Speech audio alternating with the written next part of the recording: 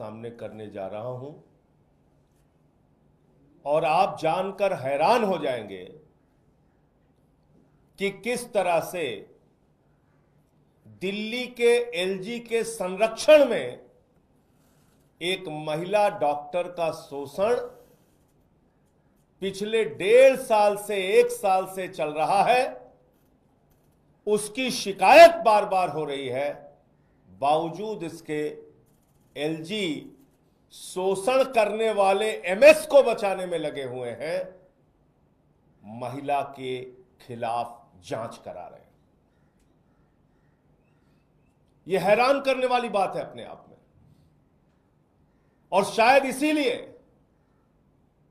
भारत के प्रधानमंत्री नरेंद्र मोदी जी ने और भारतीय जनता पार्टी ने एलजी को ट्रांसफर, पोस्टिंग और कार्यवाही का अधिकार दे रखा है कि जितने भी ऐसे महिलाओं का शोषण करने वाले लोग हैं, जितने भी ऐसे महिलाओं के खिलाफ अपराध करने वाले लोग हैं, उनका संरक्षण करो।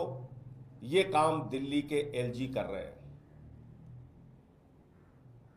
यह घटना है दिल्ली के एक सरकारी अस्पताल की।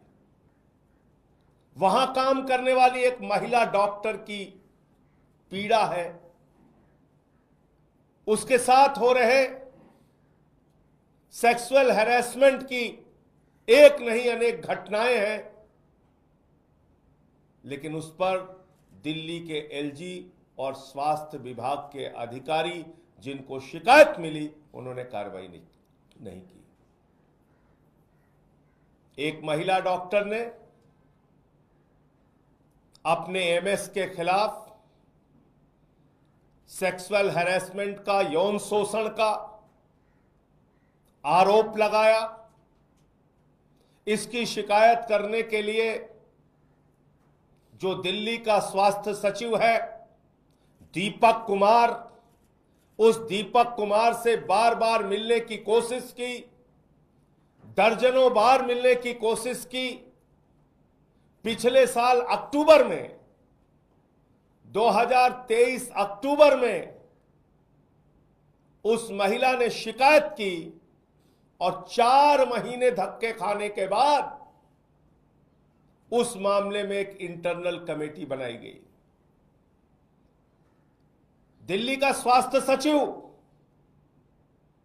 दीपक कुमार उस महिला डॉक्टर से नहीं मिलता, बार बार उसको धक्के खाने पड़ते हैं, उस महिला डॉक्टर से मुलाकात नहीं करता, एमएस के खिलाफ कोई कार्रवाई नहीं करता, एमएस के खिलाफ कोई एफआईआर दर्ज नहीं कराता। जिस एमएस की गिरफ्तारी होनी चाहिए, जिसको जेल में भेजना चाहिए, जिसके खिलाफ कार्रवाई होनी चाहिए, उसके खिलाफ कार्रवाई नहीं करता। 4 महीने के लंबे प्रयास के बाद इंटरनल कमेटी बनाई जाती है उस महिला डॉक्टर के मामले की जांच करने के लिए। 4 महीने के बाद, और उसके बाद मार्च में ही उस महिला डॉक्टर के खिलाफ जांच शुरू कर दी जाती है। फरवरी में उसके यौन शोषण के आरोप से संबंधी जांच कमेटी बनती है। मार्च में उसी महिला डॉक्टर के खिलाफ जिसने यौन शोषण के सबूत दिए, प्रमाण दिए, उसी के खिलाफ जांच शुरू कर दी जाती है, एक किसी पुराने मामले में। आप शिकायतकर्ता का शोषण कर रहे हैं, आप शिकायतकर्ता पे दबाव बना रहे हैं, आप उसका उत्पीड़न कर रहे हैं, मानसिक रूप से उसके खिलाफ आपने जांच शुरू कर दी उसी महिला डॉक्टर के खिलाफ। फिलहाल वो महिला डॉक्टर झुकी नहीं, वो अपने आरोपों पर पूरी तरीके से कायम रही।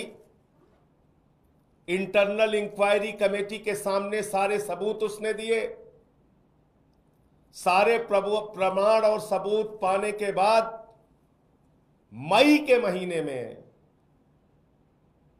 2024 में सारे आरोप सही पाए गए। सारे आरोप सही पाए गए। यानी कि उस एमएस के खिलाफ, जिसके खिलाफ महिला डॉक्टर आरोप लगा रही थी, उसने यौन शोषण इस महिला का किया था, यह आरोप इंटरनल इंक्वायरी कमेटी के द्वारा सही पाए गए। अब तो उस एमएस की गिरफ्तारी होनी चाहिए थी, उसके खिलाफ एफआईआर होना चाहिए था। लेकिन दिल्ली के एलजी महोदय, जिसको प्रधानमंत्री ने बिठाया है यहां पर यौन शोषण करने वालों को बचाने के लिए, महिलाओं के साथ शोषण करने वालों को संरक्षण देने के लिए, जिसको भाजपाइयों ने बैठाया यहां पे कि महिला डॉक्टरों के साथ यौन शोषण हो तो उसका संरक्षण करो एलजी साहब, उस एलजी ने मई से लेके अक्टूबर का महीना चल रहा है, अब तक कोई कार्रवाई नहीं की। और आज एक समाचार पत्र में यह खबर प्रकाशित हुई है, उसके डिटेल में मैं नहीं जाना चाहूंगा, लेकिन मैं पूछना चाहता हूं भारतीय जनता पार्टी से, मैं पूछना चाहता हूं प्रधानमंत्री नरेंद्र मोदी से, क्या आपने ट्रांसफर पोस्टिंग कार्रवाई का अधिकार अपने एलजी को इसीलिए दिया हुआ है कि महिला का शोषण करने वालों को बचाओ? महिला डॉक्टर की शिकायत पर शांति से 1 साल तक बैठे रहो? क्या आपने इसीलिए यहां का स्वास्थ्य सचिव दीपक कुमार बिठा रखा है कि महिला डॉक्टर शिकायत करने जाए तो उससे हफ्तों दर्जन बार मिलो नहीं, हफ्तों उसको लटकाओ दौड़ाओ? क्या आपने दीपक कुमार को इसलिए बिठा रखा है, यहां का स्वास्थ्य सचिव इसलिए बैठा हुआ है कि वो महिला डॉक्टर के खिलाफ ही जांच शुरू कर दे जो शिकायत करता है? दिल्ली के एलजी साहब, क्या आप दिल्ली में भी कलकत्ता की घटना रिपीट करना चाहते हैं? क्या कोलकाता जैसी घटना का आप इंतजार कर रहे हैं दिल्ली में?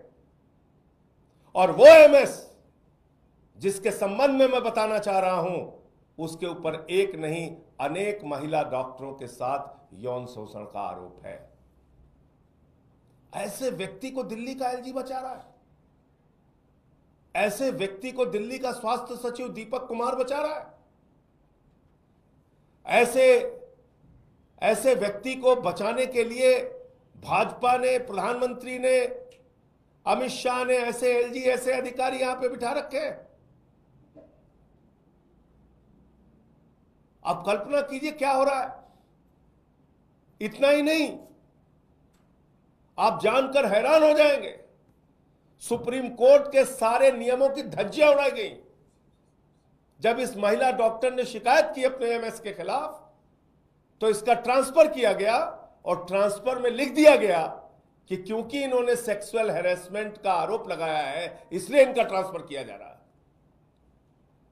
यानी जिस भी अस्पताल में वो महिला ट्रांसफर होकर गई, महिला डॉक्टर, पूरे अस्पताल को पता चल गया, उसकी बेइज्जती हुई कि ये महिला डॉक्टर तो वो है जिसने यौन शोषण का आरोप लगाया है, ये महिला डॉक्टर तो ये है वो है जिसके साथ सेक्सुअल हैरेसमेंट हुआ है। और उसकी गहनता में जांच में जाएंगे, आप हैरान हो जाएंगे कितने लंबे समय से एक एमएस अपने ही महिला डॉक्टर के साथ, उसी अस्पताल की महिला डॉक्टर के साथ यौन शोषण कर रहा है।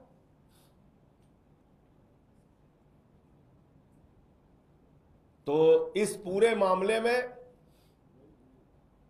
दीपक कुमार के खिलाफ जो स्वास्थ्य सचिव है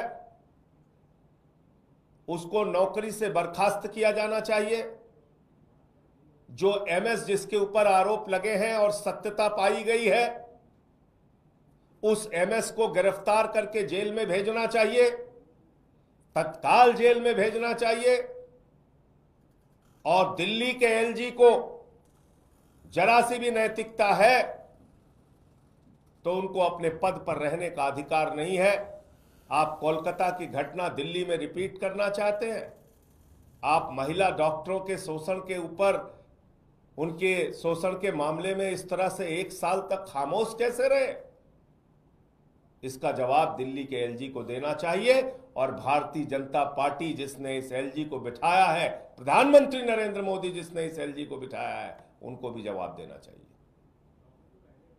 मुझे इतनी बात कहनी थी, और आपका कोई प्रश्न हो तो आप पूछ सकते हैं।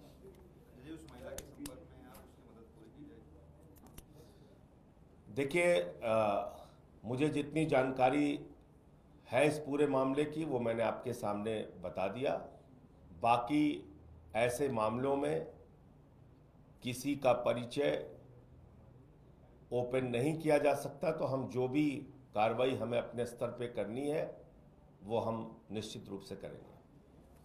बीजेपी एलिगेशन लगा रही है कि आम आदमी पार्टी दिल्ली की इकोनॉमी को जमीन का 2024-25 में जो डेफिसिट है वो 7,000। अरे छोड़िए उनके ड्रामेबाजों की बात, आप कहाँ करते हैं। 22 स्टेट है उनके पास, उठा के देखिए, बेड़ा गर्क कर रखा अपने राज्यों का, लाखों लाख करोड़ रुपए के कर्जे उनके राज्यों में। मंगवाइए लिस्ट भाजपाइयों से। दिल्ली के लोग तो 2 लाख करोड़ रुपए का टैक्स देते हैं केंद्र सरकार को, बदले में चवन्नी नहीं देते मोदी जी दिल्ली वालों को।